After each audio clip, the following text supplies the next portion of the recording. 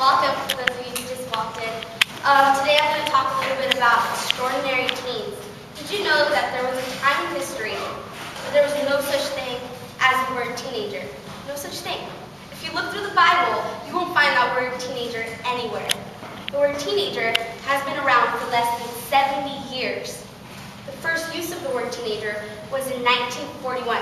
So since the world began to 1941, there was no such thing as the word teenager.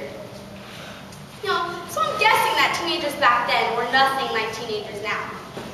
Well, let's take a closer look at the life of a teenager before the word even existed.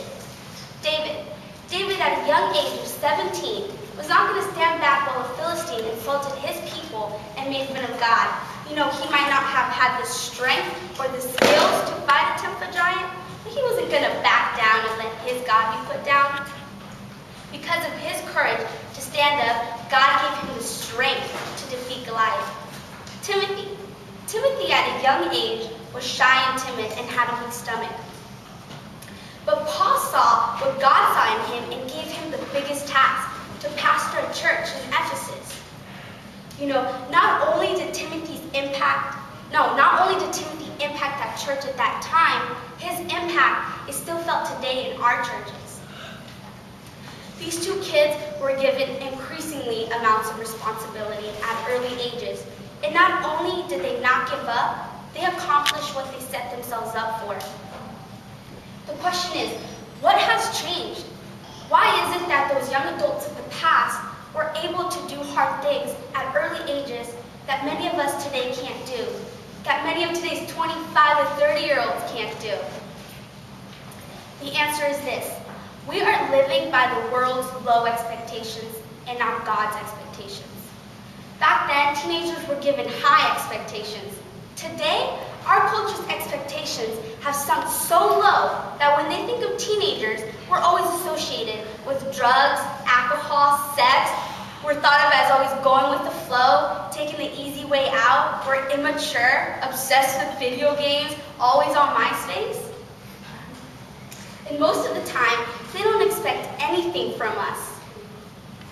As teenagers today, we have gotten the idea that our teen years should be spent as some kind of vacation time before becoming an adult. But that's the world's idea of your ordinary teen. We're not called to be ordinary. We're called to be extraordinary. Today's understanding of young adults allows, encourages, and even trains us to stay immature longer than we really need to. And it holds us back. It holds us back from what we could do, from what God made us to do, and even from what we want to do. We have to understand that if we want to be extraordinary, we can't live by how this world sees us. We can't live by the standards that this world gives us. Just because society tells us that we're incapable of doing hard things does not mean we can't. We can.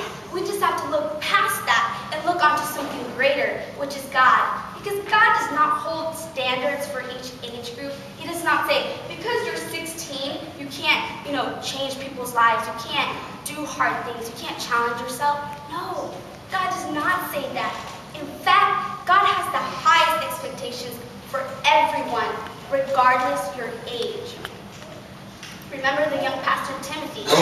Paul told him in 1 Timothy chapter 4, verse 12, do not let anyone treat you as if you are unimportant because you are young.